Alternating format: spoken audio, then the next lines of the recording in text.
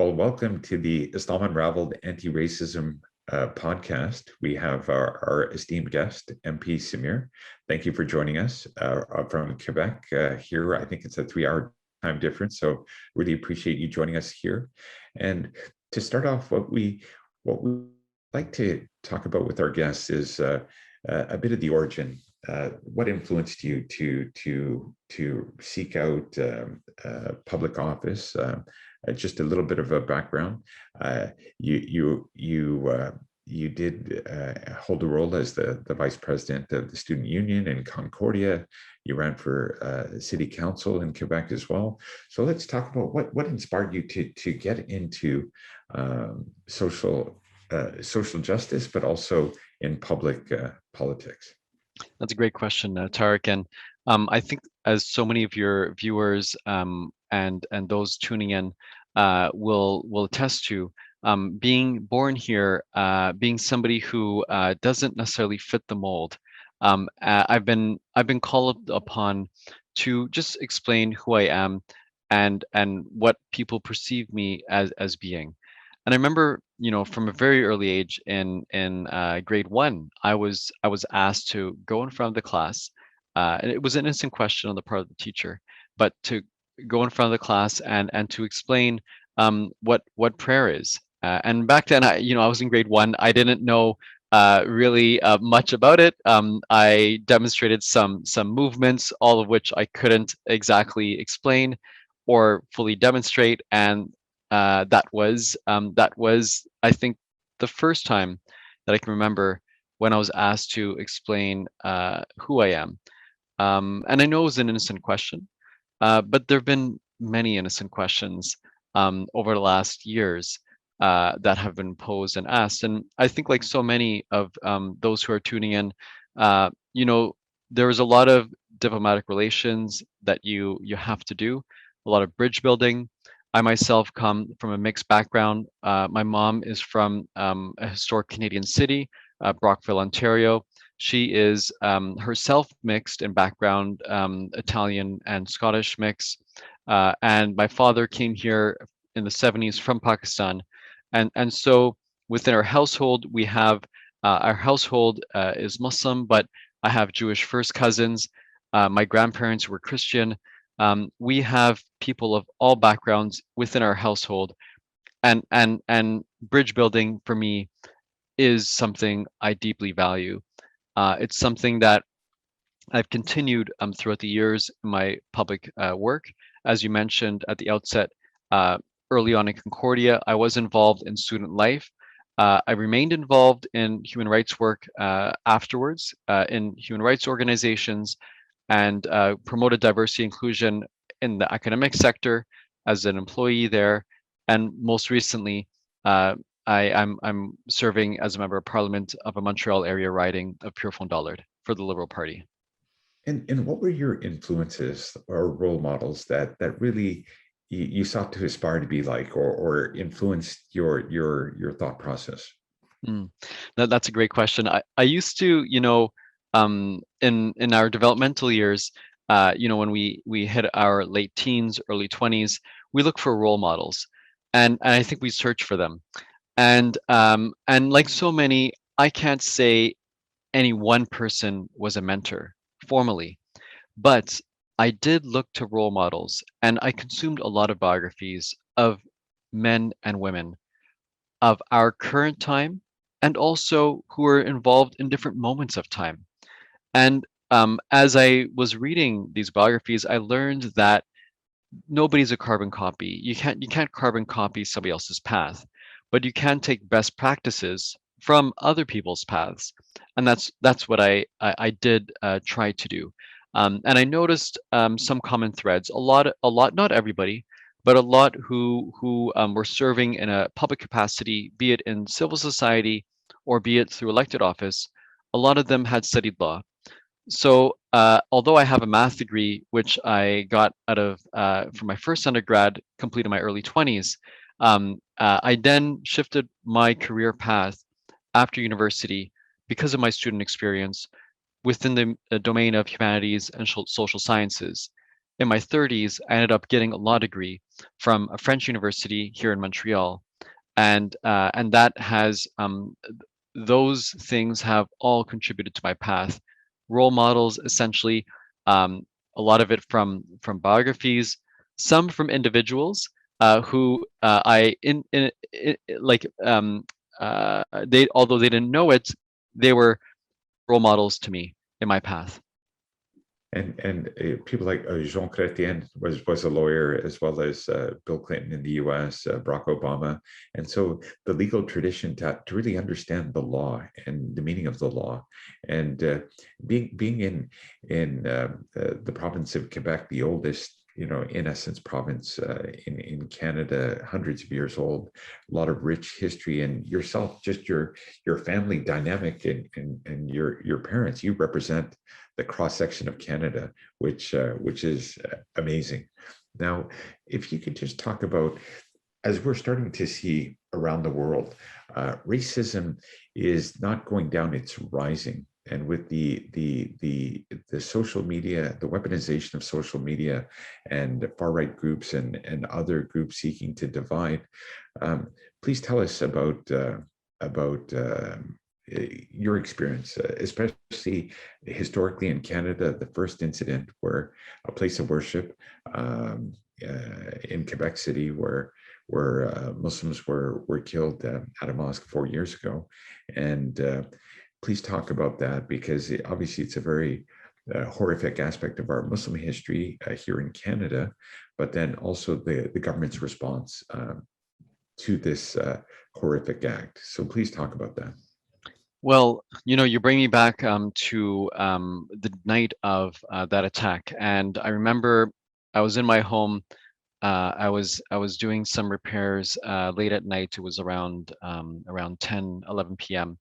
I get a call from some friends and advocates saying that this tragic killing happened in a Quebec City mosque, and that we needed to organize a public event the next day in Montreal. It was bitter cold. That night, that next day was approximately minus 20, minus 29. It was extremely cold. Oh. We ended up having a public event, and I was my heart, although these were this was a deeply disturbing attack that led to the loss of 6 lives and 19 children orphaned. It was a real shock. It could have been a lot of people who are tuning in, because it could have been anybody, and it was a shock. But my heart was warm despite how cold it was, to see the vast majority of people there were not directly impacted by the events. There were people in solidarity, average Quebecers from all walks of life, who were standing there in solidarity with those who were from the community targeted, namely the Muslim community. So that was, that was a beacon of hope. Fast forward to today. This past year, our government recognized the day of January 29th as a day of remembrance around the Quebec City mosque attack, and also a national day to address and combat Islamophobia explicitly. This day is important. It gives a moment for communities across the country, from BC to the prairies to central Canada to the Maritimes, to talk about what happened in our country, and to ensure that this doesn't happen in any community. We, as you mentioned, words matter. Social media matters also. The conversations we have are important. We need to know that vigorous public debate is part of the democratic tradition of Canada and is welcomed.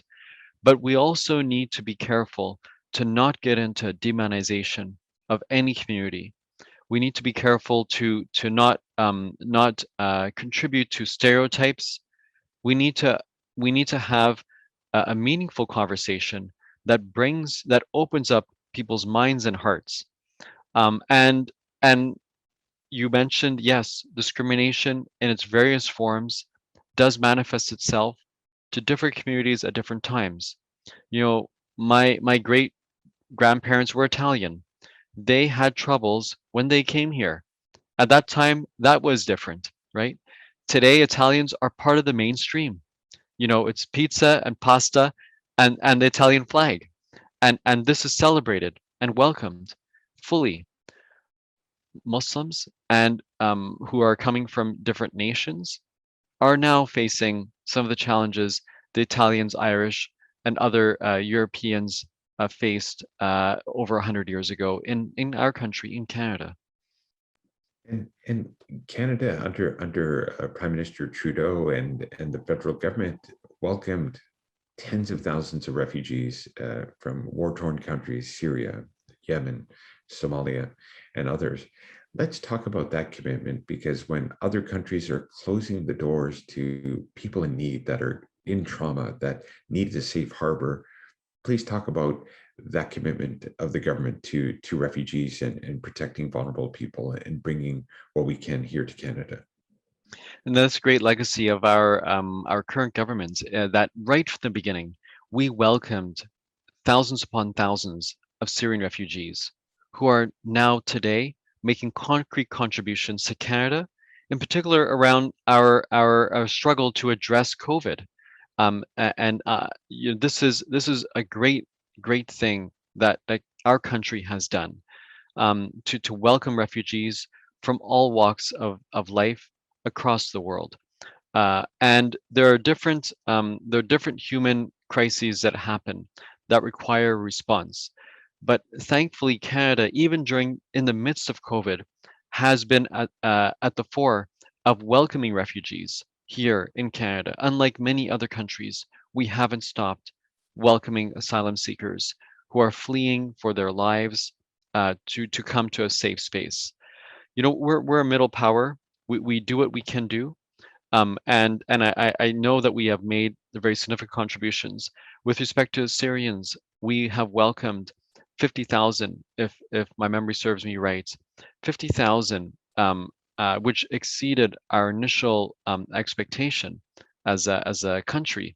And today, fast forward to today, there I personally know many Syrians who are serving in hospitals as nurses, as healthcare workers, helping us to address COVID as frontline workers. You know, this is a very important contribution on the part of asylum seekers to our country.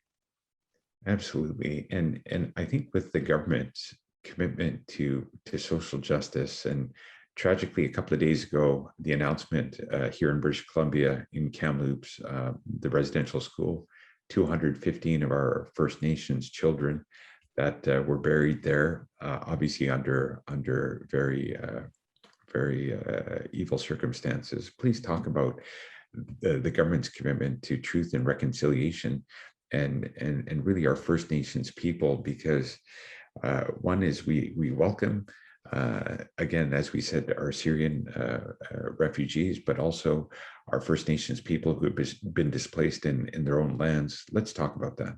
It's Thank you for bringing that up. The discovery of the 215 children, this grave, is truly tragic, and it's shocking that this happened in Canada. And it's a shocking reminder that we have so much work to do here. This did happen in the past, but what happened in the past is still impacting us till now. I was at an event yesterday, a gathering, a vigil, organized by the Indigenous community here in Montreal. There were hundreds of people in solidarity, and one of the speakers spoke about how she herself was in foster care, and from her community, it's a very young community, but half the children today are in foster care. So what happened in the past with respect to residential schools, it's still impacting people. Imagine if any community, any city had half of its children in foster care. That would be unconscionable. We have a lot of work to do. We talk about what's happening overseas, as we should, but we must also equally give effort to fully reconciling with our Indigenous people here in Canada. We must work on both equally, both what's happening overseas and here at home. And if we don't address what's happening here at home, we really have no moral authority to talk about what's happening overseas. I'm not saying that people should forget what's happening around the world. No, we are global citizens, and we are have a high awareness of what's happening from other places where some of our ancestors are hailing from. But we must also, all of us, collectively work to reconcile with the indigenous communities here on whom's land we are living. Right, in the past, this was unceded. This is unceded indigenous land for many of us. We need to fully reconcile to ensure that the indigenous communities in Canada have full enfranchisement, as so many Canadians enjoy. The government is working on this, has been very diligent, and has been like giving a lot of resources. This must continue. I think we have to recognize that this does take time. Generations of injustice is not undone in 5 or 6 years. It will take continued effort, and we cannot stop uh, right now just because some progress has been made. In order for us to fully reconcile, we must continue as diligently as we have been in the last recent years, the 5, 6 recent years, into the future. And equality, justice, respect, equal rights. And this is a desire, and you brought up, around the world in Palestine, and what we're seeing even with our First Nations hosts is systematic discrimination, and systematic in terms of language. These residential schools were to take the culture, tradition, beliefs, even names, even traditional clothing, to strip the virtual identity of First Nations people to be more like a Eurocentric view of what those schools were intended for. So obviously, to celebrate our diversity, and we talk about diversity, and your work throughout your career has been diversity and working on intercultural connections. So let's talk about that work and what you've learned in that work, meeting other communities. Please talk about that. I think we need to, for communities that we're not familiar with, we need to take the time to listen and to put ourselves in other people's shoes, squarely, fully, in order to understand their vantage point. And until we do so, we are not able to wholly work on diversity inclusion. So as a start, for anybody who is starting in this sort of work, I would say suspend any ideas, pre notions that you have, and just enter somebody else's shoes with full empathy, and learn from that experience. After some time within that space, with that perspective in mind, can one be involved in the work of diversity inclusion? And that obviously requires an experiential component, which is what I just described, to have some level of an experience that is meaningful. And two is an intellectual component, which I think a lot of people do quite well, where we learn, and then let the dust settle, and try to put things together that gives value at the end and basic respect and dignity to everybody. And what we found in our anti-racism work and intercultural work is when we reach out to First Nations, Jewish communities, and Christian communities, and we would go to their respective places of worship. The shocking thing was many said, we've never met Muslims before. Have you had that same experience in gathering? 100%. I mean, I've myself heard from other communities, oh, we don't have an interlocutor in X or Y community, the Muslim community, for example. We don't have somebody till now. We've not had anybody that we've engaged with, and engagement is important. And I think that we need to focus on the shared values that we have, the shared common values as a starting point to engage. And an engagement doesn't end simply at clothes and food, and like appreciating clothes and food, but it starts with things like that. It starts with safe spaces, safe conversations. And when relationships thicken, then you can have more deeper conversations because relationships have thickened. But until that point in time, the deeper conversations aren't possible. They are necessary though. This type of work is not easy because it requires that one be level-headed, that one calm their emotions because sometimes it's emotionally difficult to engage. So one first has to be ready for that, be and listen to other people's perspectives, um, because as I mentioned earlier, one might have preconceived ideas, but you got to suspend them.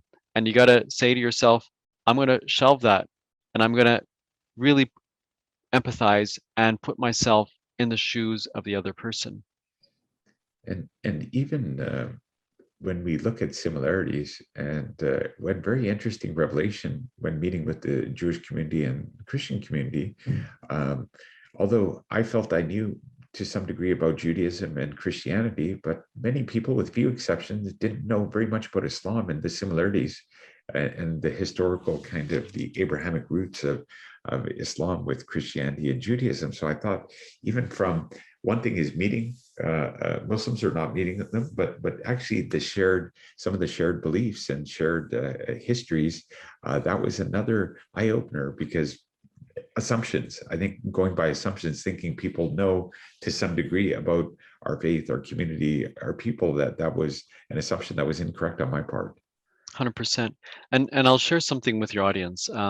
I myself, as I mentioned earlier on, come from an extended family that has many different faith traditions, and this has always been part of our household conversation, our extended family conversation, the diversity we have within it. More recently, I actually engaged with a bridge building project between Jews and Muslims, and I was invited to participate in that. I actually went to Jerusalem through a bridge building project and also to the West Bank. But the majority of my engagement, though, was with the Jewish community, approximately 80%, where I took the time to learn from rabbis, from those who are involved in peace negotiations on both sides, people who are involved in social, cultural, political conversations, religious conversations. And, I think it's important that we take the time to understand each other and suspend our our preconceived notions and listen to each other. And that allows us to find the shared overlapping space and to realize that at the end of the day, all that people want is, if we're talking about the Middle East, is to live in peace, dignity, basic basic dignity, peace and respect, and also security. Everybody shares that common value, or most people do. And it's those are difficult conversations. It's extremely difficult because I know that emotions are charged across the board, and people are approaching the Middle East from different angles. We need to thicken the space, safe spaces where people are able to engage in sometimes the tough conversations in a way that allows for meaningful conversation, and and um, uh, and I think that is critical, and we need to model appropriate behavior here in North America. If we can do that, there is hope for the Middle East. But if we ourselves are not able to model appropriate conversations here, then how can we expect people in the Middle East to do so? This path is not going to be it's not going to be easy. It's a bumpy path, but it's one that we must walk. And what I find fascinating about you talk about family and monolithic views, and so sometimes when people say the First Nations or the Jewish community or the Muslims, and there's an assumption of a monolithic belief that everyone believes the same thing at the same time, and I'm sure in our work, especially with other faith communities, not everyone believes the same thing on current events as everybody else. Some are left wing, some are right wing, some are just apathetic or uninformed. And so, even within our own immediate families, we can point to the fact that many of us have completely different viewpoints in one's own immediate family. And so, I think the Canadian perspective and your personal perspective, from a family perspective, the diverse views and beliefs that people have, and maybe you could just share that the monolithic idea that all Muslims are like this, or all First Nations are like this, or all Jewish people are like that. I think that is something that when people don't interact or engage, it's very easy to fall into that thinking. 100%. And when it comes to Muslims, I mean, I think a lot of your audience members have received firsthand instances of discrimination. There's no question. And we know that a lot of people have been misinformed about who Muslims are. Things are getting a lot better now than they were 20 years ago, or even 10 years ago. But still, there's a lot of misinformation out there. Um, and as you mentioned, engagement is critical, and each and every community has many different shades of gray. There's like things are rarely black and white. Things are much more often in many different gray zones. And the Muslim community is like that. Indigenous people are like that. Jewish communities, all communities are like that. And I think that and that what comes to the idea of suspending judgment, preconceived notions, put them aside because oftentimes they're inaccurate, and to have them as the filter by which one engages with communities is counterproductive and not helpful. And I think we need a lot more people to be involved in the bridge building work that is very necessary. Canada is a mosaic of people from many different walks of life. And that is something that I think that's an important way to approach our society and to approach engagements. And I'll share with you a personal story. I'm born and raised in Canada, and there's a small town called Fort St. John, which is near the Peace River region, near the Yukon, Northwest Territories. So predominantly a white community. And as there was no other Muslims or people of Pakistani origin in that community, I had this perception. I thought Islam was just a Pakistani thing because I didn't know any other.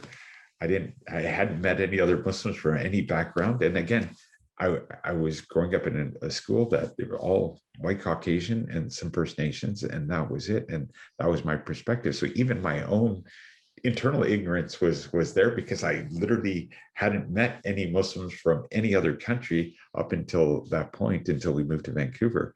And so I can see how it's very easy if people have never interacted with Muslims, they'll believe whatever they see online.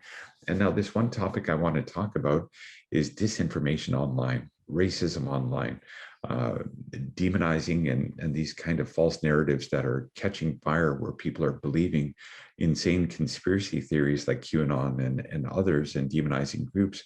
Let's talk about that, and perhaps how the government is looking at aspects of online and online hate, and even in your experience, we brought up the Quebec shooter. A lot of the research is that he was radicalized online with right-wing extremist theories. So let's talk about how online disinformation is creating a lot of real-world racism. Mm.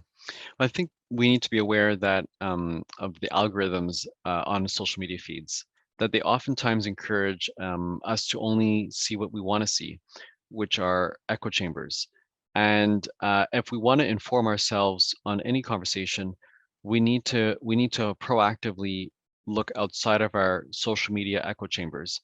They just reinforce our ideas and are not helpful for understanding the spectrum of the world that we live in, and or even our communities that we live in.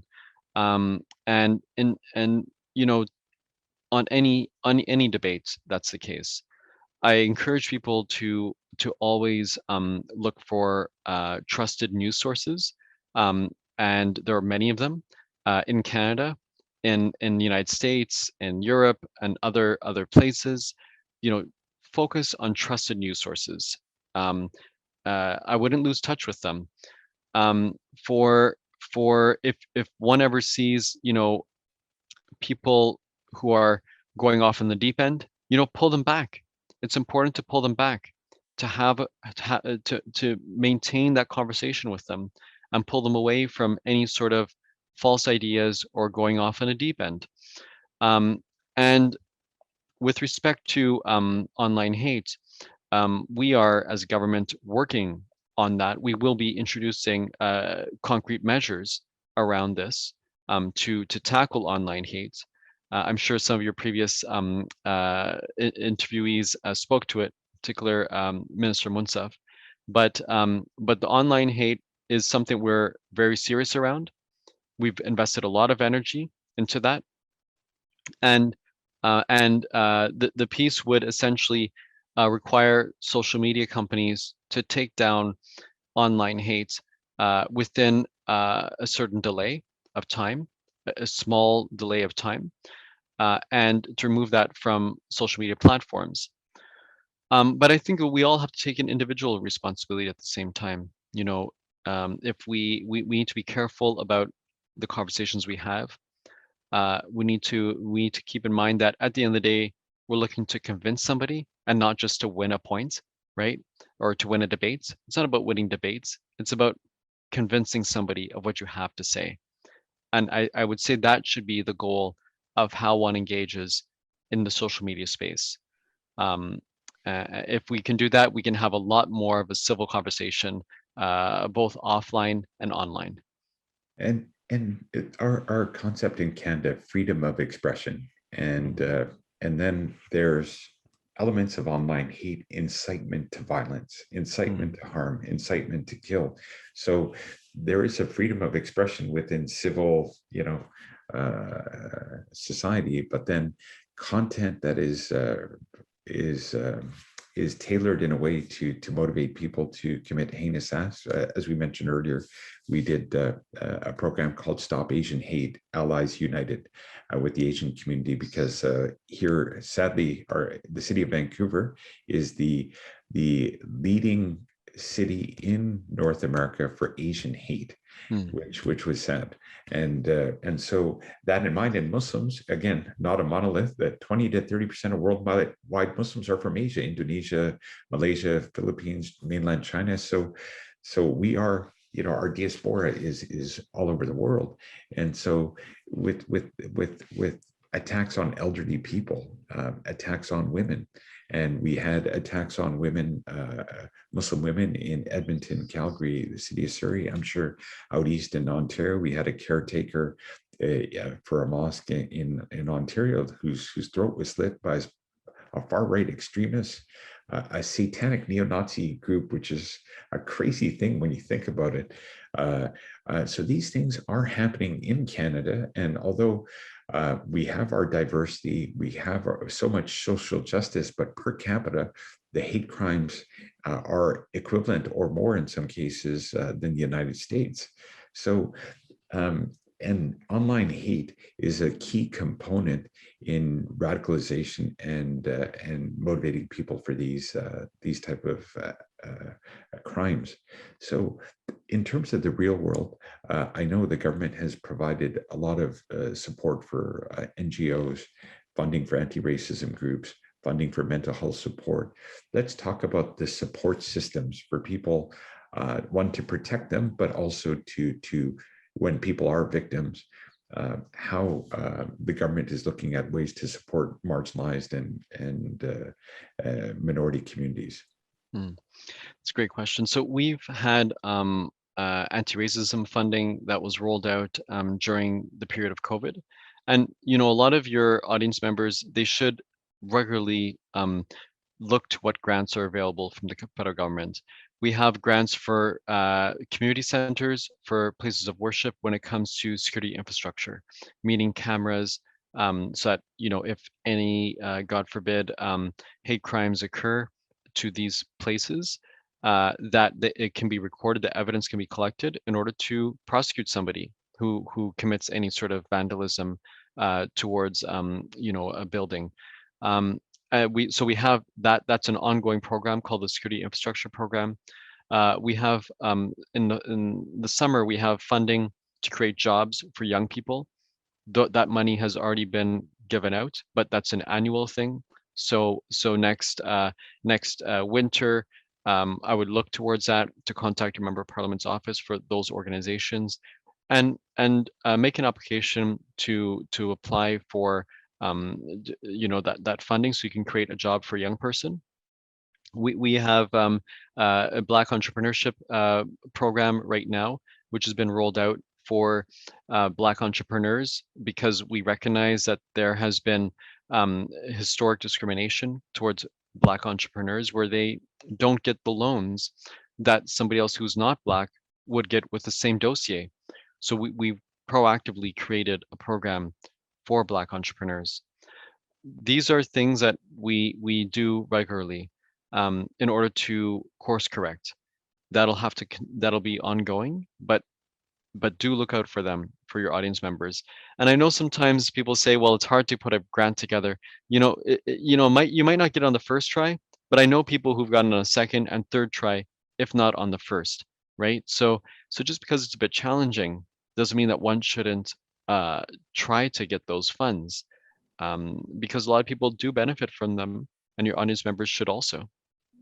And as we are slowly coming out of the pandemic and Canada's restart, obviously the economy's been hit, and then mental health across the board because of the pandemic, isolation, being in homes, domestic violence, and the government has done significant steps to ease the burden for families, for businesses, but the toll of mental health and the economy. Please talk about mental health supports and obviously the plan ahead for the economy as we ease out of the pandemic.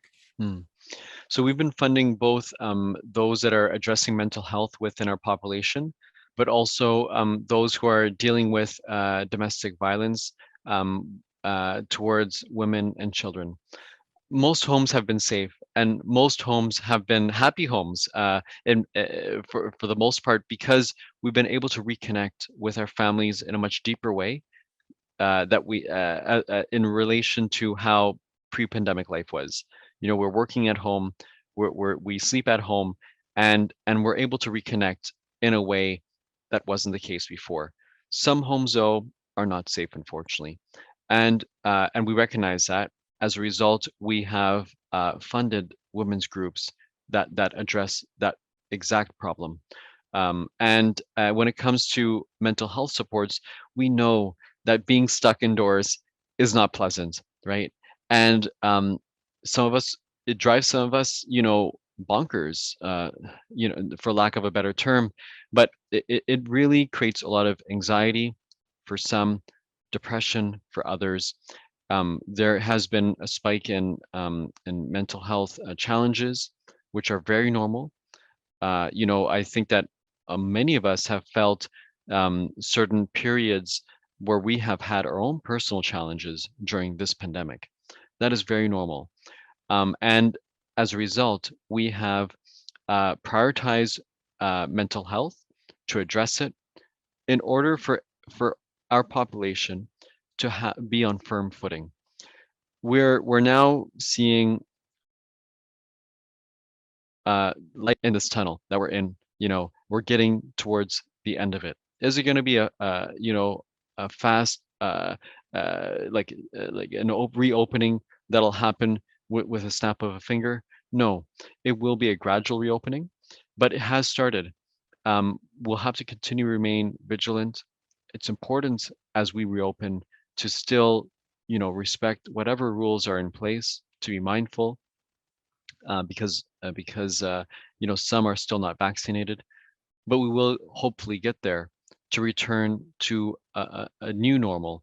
And I'm hoping that society, that we will take some lessons from this, where we will ask employees who work in an office to come, 2, 3, maybe 4 days a week to the office, but 2, 3 days should be okay. We have learned to operate 5 days a week for months on end at home and continue doing our work fully and diligently. So hopefully now workplaces will change, where people will be coming into the office, but also will be able to work from home in their careers.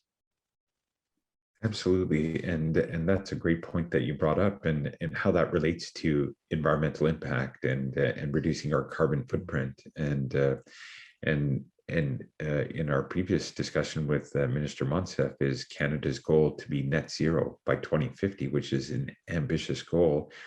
And one thing we talk about with our colleagues is that the climate emergency affects every race and religion equally. So that is 100%. one thing that we should all keep in mind as faith communities, that our responsibility as faith communities to the environment, and obviously the government's a huge role in that. Let's just talk about that, because this is a very big step our country is taking, hopefully can be a model for other countries in the world, and it affects all Canadians and hopefully other people around the world. Please talk about Canada's commitment to the environment. So I know a lot of your audience members are deeply concerned about human rights, dignity and respect to people. There are We know also that in the future, wars may be waged over water, and there is a nexus between human rights and protecting the environment. If we aren't mindful about how we use our natural resources, and to use them in a sustainable way, there will be inevitably be repercussions in other parts of the world. There will be drought and famine and potentially conflict because of the overconsumption of natural resources here. So and we have to recognize our role as an industrialized nation. We are consuming more than many other parts of the world. So we have to be doubly, if not triply, mindful about how we are consuming resources here. So getting to net zero by 2050 is absolutely critical for not only us here in North America, in Canada, but also for many people across the world. Otherwise, famine will be on the increase and conflicts will happen due to scarcity of resources, right? So we do have a role to play in that. And I know that a lot of us are recycling, many of us are composting. That's great. Let's continue with that. Let's move away from single-use plastics. When we go to the grocery store, are we bringing a reusable bag with us, or even an old plastic bag, and reusing it not only once but maybe 10 times? And then using that bag that is a bit tattered as our bag for our garbage can. So really taking the most we can out of plastics, for example, shifting from gas guzzling cars to fuel efficient, to hybrid, to electric vehicles. So are we moving towards there? So I would underscore that not only is this a concern for future generations here in Canada, but it's also a concern for those who care about human rights internationally. So let's do our part, each and every one of us. Absolutely. And one report we got out of the Yaqeen Institute is that climate change will disproportionately affect Muslim majority countries. So Indonesia, Southeast Asia, the Indian subcontinent, and the Middle East, and Sub-Saharan Africa, which are Muslim majority populations, or huge populations of Muslims. So it behooves us here in Canada to advocate locally to globally, in every way possible, to protect our generation, our future generations from this climate emergency. Now, you brought up global events, and one of the causes that you've worked on is for Uyghur rights, and obviously we talked about a lot of the social justice we're working on in Canada, that we live in a country that values human life, that values every single person, and is willing to provide many levels of support. But with what's happening with the Uyghur genocide, again, it's a humanitarian crisis and a genocide, which has been stated by the Parliament as well as the American government and the EU. So there's a lot of condemnation to what's happening there. Please talk about your work regarding supporting Uyghur rights and protecting the Uyghur peoples. So thank you for bringing this up. And this is a major human rights issue of the day. This is something that I personally and my team have been working on for several months. We have pushed this file as others, and building awareness within the House of Commons, but also Canadian society. Myself, I'm co-chair of the Uyghur Friendship Group of Parliamentarians, and we meet regularly to discuss the situation towards Uyghur, Kazakhs, and others in Xinjiang Uyghur Autonomous Region in eastern China, also called East Turkestan. And this is, it's tragic what's happening there. There are hundreds of thousands of people in concentration camps, unspeakable horrors that are occurring to women.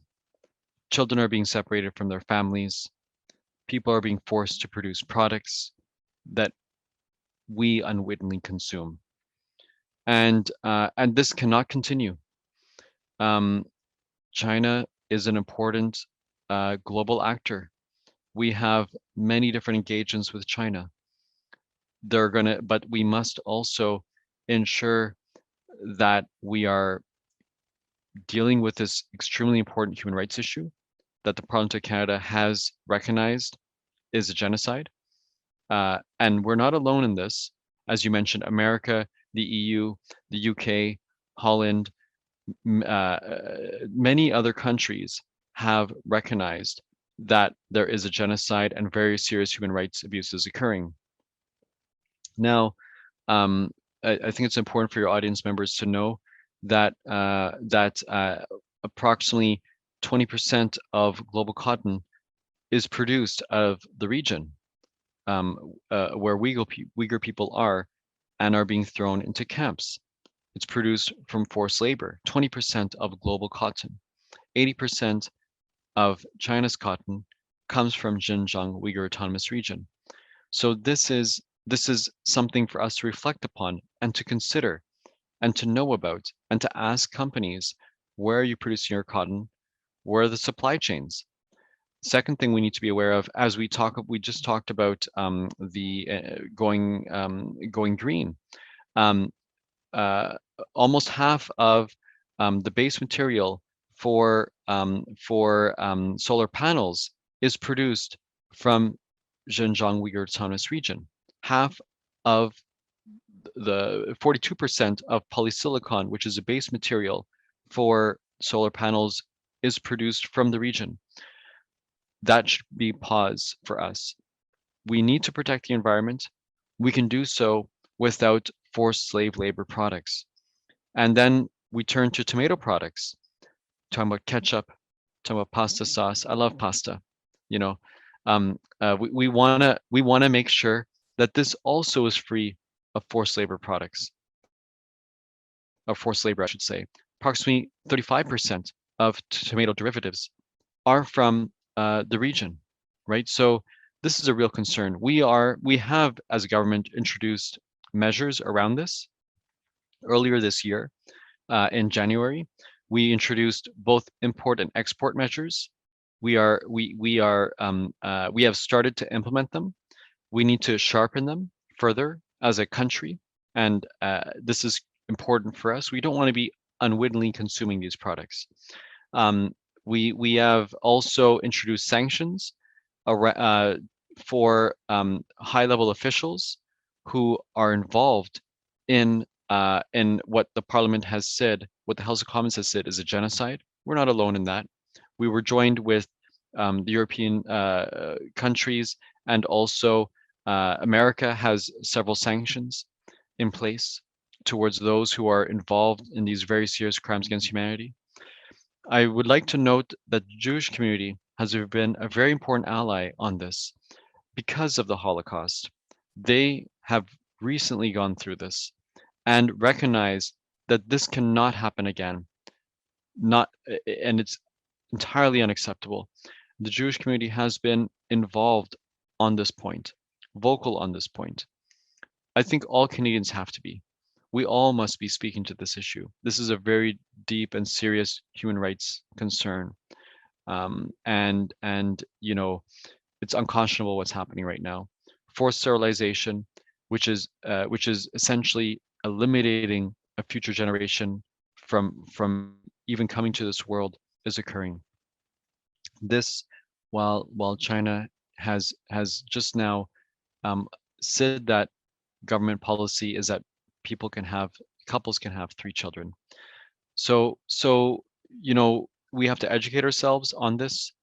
We have to share the news on this from legitimate sources like the BBC, CBC. The Guardian has done some great reporting. New York Times has done some excellent reporting. Share that and educate ourselves and others.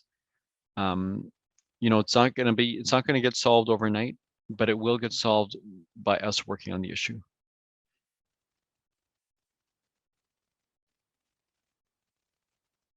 I can't hear you, Tarek. My apologies, we'll edit that.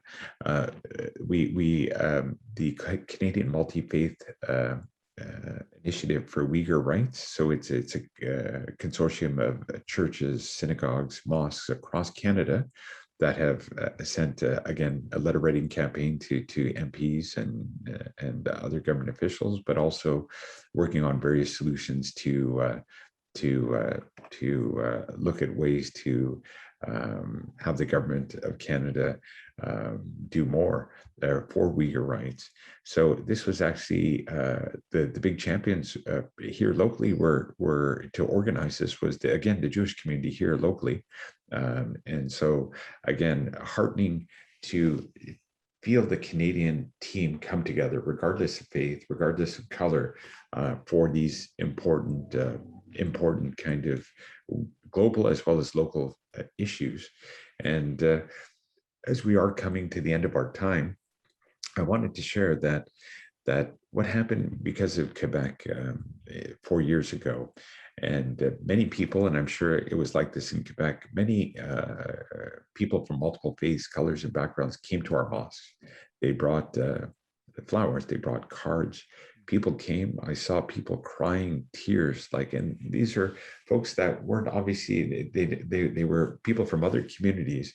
And to see that heart of Canada, to see that Canadians care about their fellow Canadians, regardless of religion or color, and are willing to come out, as you said, minus 29. And we had a blizzard for our vigil. We had thousands of people, many non-Muslims that came. So I think we have a great country. We have a great cultural mosaic, and our country works to celebrate its diversity and social justice. And so maybe in closing comments to leave on a note of hope and a note of positivity, please some final comments for our viewers and our audience. Well, I would encourage your viewers and audience to work diligently and understand that change takes time. One has to be patient in terms of wanting change and advocating for change, but it does happen. There have been so many cases in this country where we have reconciled, where we have recognized mistakes we've made and acknowledged them and course corrected. This takes time. The concerns that your audience members have are legitimate, but one needs to understand that to really see the world you want to see, you have to be involved, and you have to also be patient, because it doesn't happen overnight. But being involved is critical, and it's critical that your audience members raise their voices in a way that looks to educate people and to have people understand. At the end of the day, in our communication, we want people to understand what we're saying. It's not about winning debates. It's about truly, you know, convincing somebody of your points. And the one who shouts the loudest isn't the one who wins the debate. It's the one who is able to convince somebody. And oftentimes, softer words are better than louder words. And on that note, as you are a member of parliament, a seat at the table, being involved in politics on the municipal level, provincial level, school board, federal level, to get involved, it takes time. And you've had your twists and turns, and alhamdulillah, you're serving a high office in our country. So we very much honored to have you on our podcast, and thank you for joining us. And we hope to work with you in the future. It's a pleasure to be here, Tarek. Thank you for organizing this, working so people are informed, and thank you for this.